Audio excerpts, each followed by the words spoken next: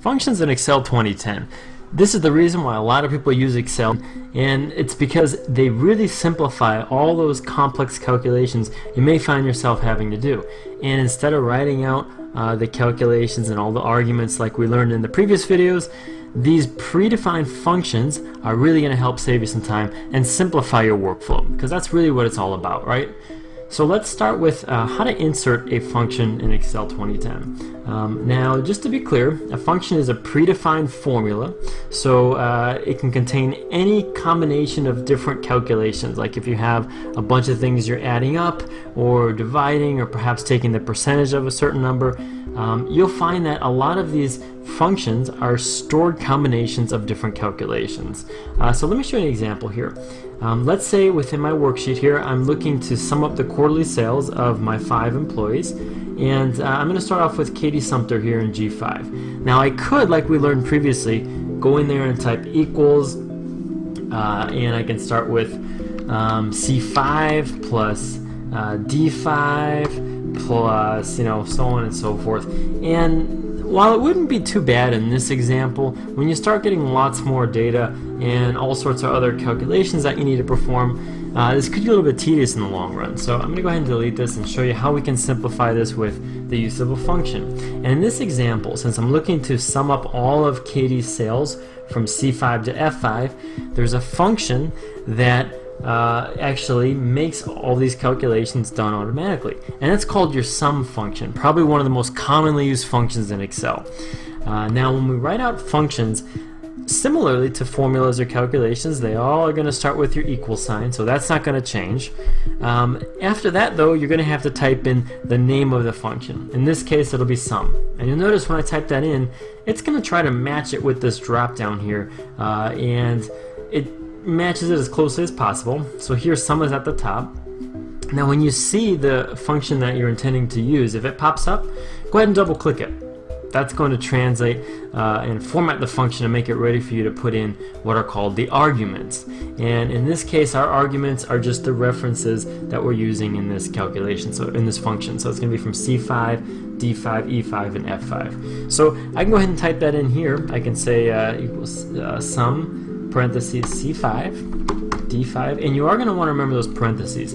Those are what always separate the function name and the arguments, so don't forget to put those in. D5, E5, and F5, and if I close my parentheses like this and leave it as it is and hit enter, it's going to give me my intended result, which is what I wanted here, 23,442.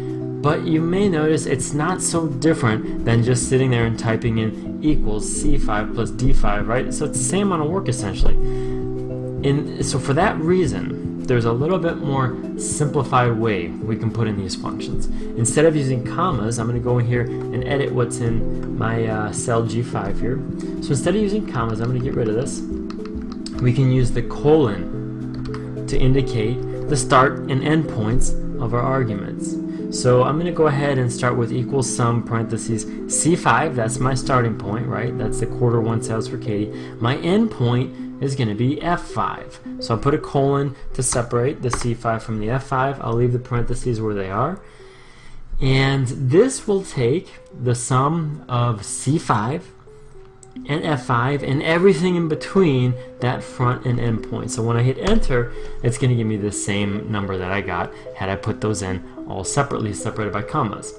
You may notice now I'm getting this green triangle that's popping up in the top left of my cell, and a lot of people aren't sure what that is right off the bat, but if you click on that, you'll see a little exclamation mark that pops open. If I click on that, it's going to tell you that there is a potential error in this function.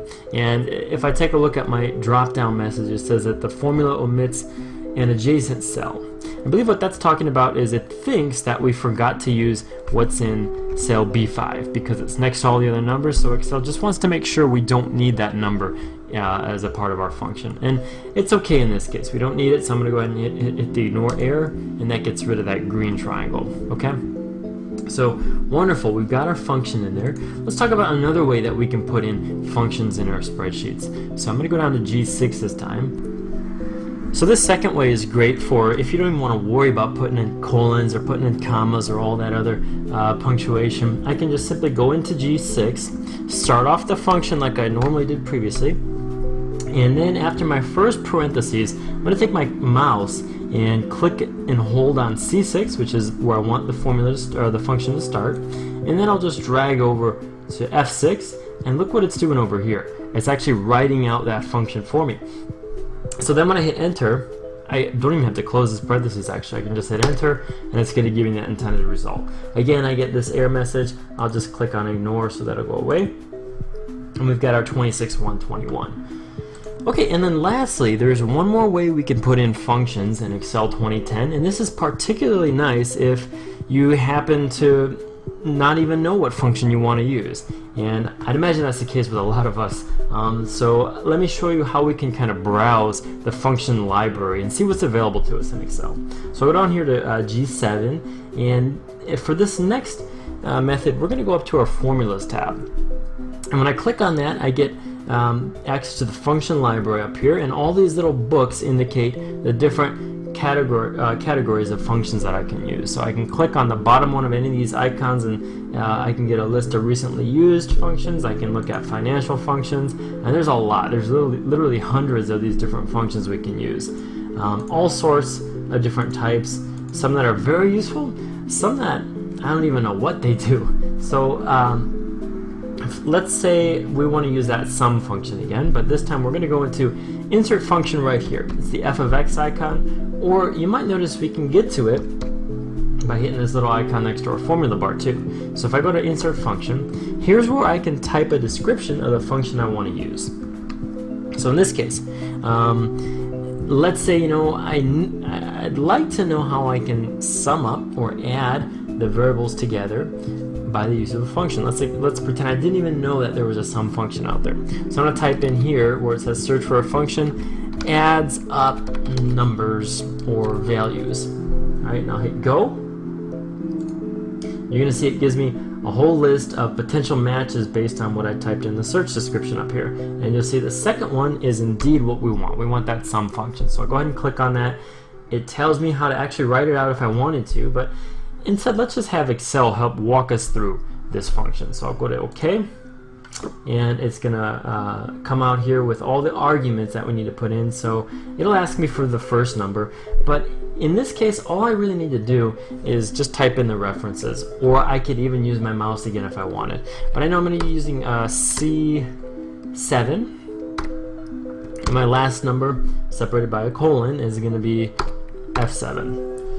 And then check it out, you get a nice preview of what the result's going to be, both here in the middle and the bottom left, and this looks like the result I want. It looks pretty accurate, so I'll go ahead and hit OK, and Excel is going to translate that to the correct functional syntax that I wanted. I still get that lousy error though, so I'm going to go ahead and ignore that. And now the real shortcut here is no matter what method you use, as long as you've got that function properly written out once, and you don't have to worry about absolute references like we did before with that commission rate of 4%, we can just use that autofill and click and drag and have Excel do the remaining functions on its own automatically. So how cool is that? You get to let Excel copy all your functions, change the references appropriately, and it spits out the correct numbers for you. That's why we love Excel. So now that you know how to use these different functions, you know the different methods of inserting them, feel free to browse, look around. Chances are, no matter what calculation you're looking to put in and use, I would venture to guess that Excel already has a built-in function to use that'll make things simpler for you.